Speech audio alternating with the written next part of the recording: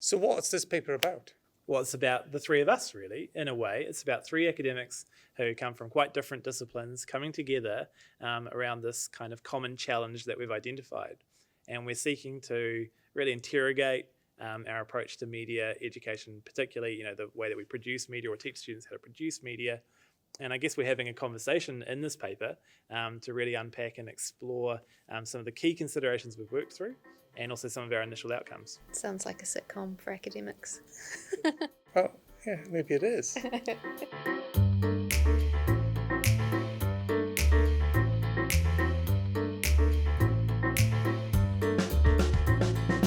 I'm Dafydd Sills-Jones. I'm Associate Professor in the School of Communications here in Auckland University of Technology. I used to work in TV industry, bits in film industry, bits in early interactive TV industry and web industry. And I've taught for about 15, 16 years across the boundary of theoretical media studies and practical media studies, although that difference has blurred a bit in recent years, but that difference is still there.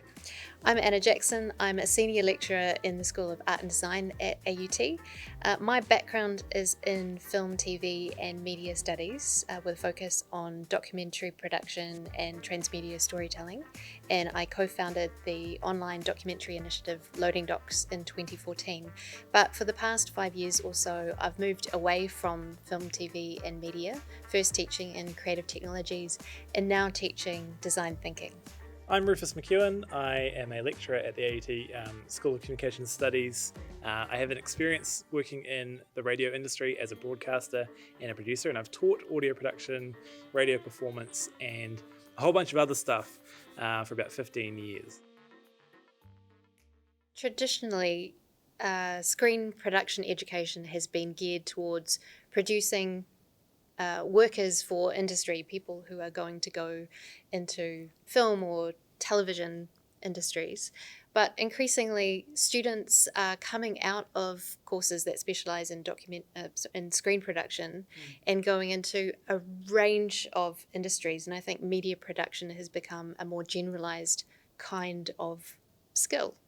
And so we're confronted with that challenge of having quite a fixed and almost quite instructive mode of teaching all these different skills around things like screen production. And we have to try and find a way to adapt and build into all of these kind of anxieties and start to work towards solutions in the way that we design teaching for that subject area. And there are a range of challenges that come with that. It's meeting the expectations of students while also being able to enhance the abilities that they already have. It's also bringing staff with you, and that's been a really big challenge, just thinking about how do you take disparate specialised teachers and get them to work in a space that's more flexible and adaptive. It sort of raises the question of to what extent can we be instructional? We're also still in the context of a kind of, what Collini might call a neoliberal university, one that's run as a business, that has mass, a scale, 300 students on a paper, for example. So how are you able to tutor them in the intricacies of some of these softwares that we're using all the time?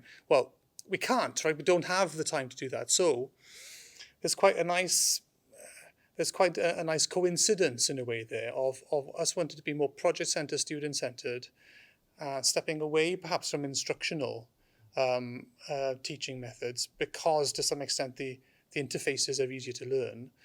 But at the same time, there's all this stuff. There's a really interesting balance between specialism and sort of generalization of skills. And one of the things that we've discussed a lot as we've been working together is the importance of space, and in particular studio space.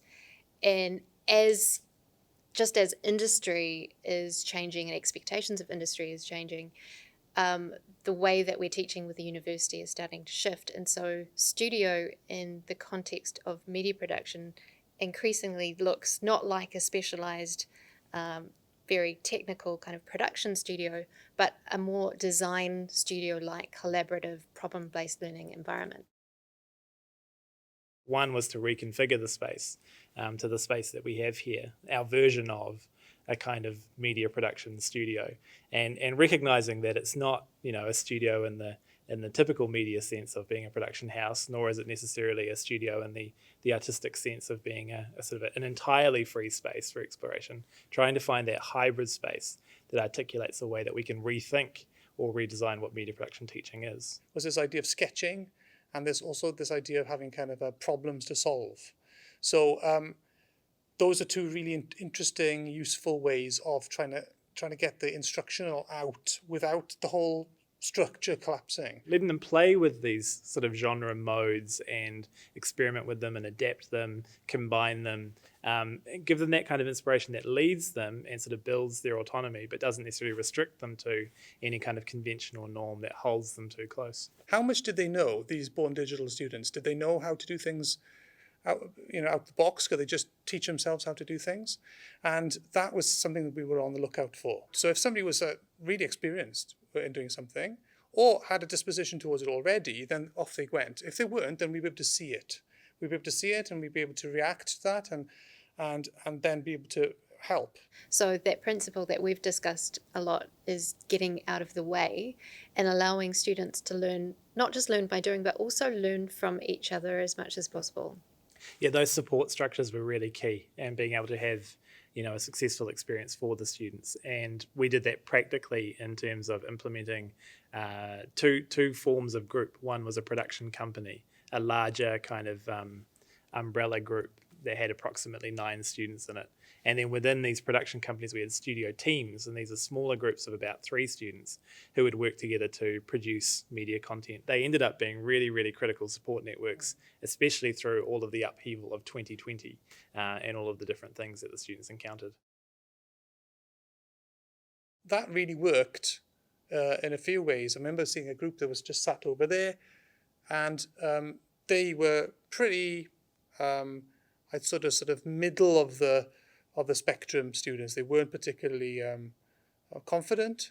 They were in their first year, so they weren't confident as people. They weren't particularly confident as media makers, but they did stick together. And because they were together for both 4 or 5 weeks, 5-6 weeks before the second lockdown, they had formed a really strong bond there, and that saw them through. And that, in a way, that was the thing that they learned most. What was surprising, I think, was just how resilient the students were, and resilient the curriculum design, the course design was, because of all those flexibilities, because of all those affordances that had been built into it. Platform agnostic approaches meant that the technology that they had was sufficient. These group structures of production companies and studio teams meant that the students were always talking to someone and always engaged with someone. And we actually found that they wanted to stick in those group formations even though they were physically separated. And that was really interesting as well.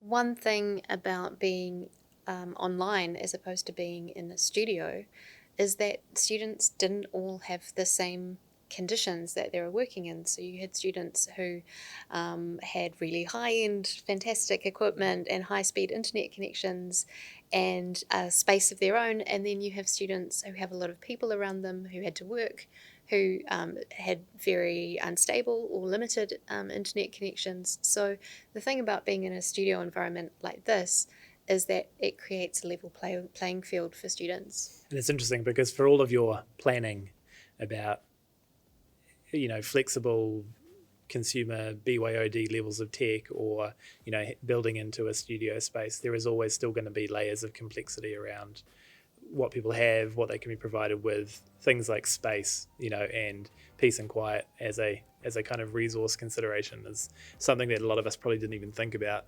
to the full extent prior to the COVID lockdown situations. Well, it makes the space even more important, doesn't it, I think, in that, there's a lot written about the neoliberal university and the drift towards kind of logics of accumulation rather than maybe logics of equality that you used to have in university systems. Although, of course, ironically, there's more people going to university than there were back in that older system. So that there's a transformation going there in value.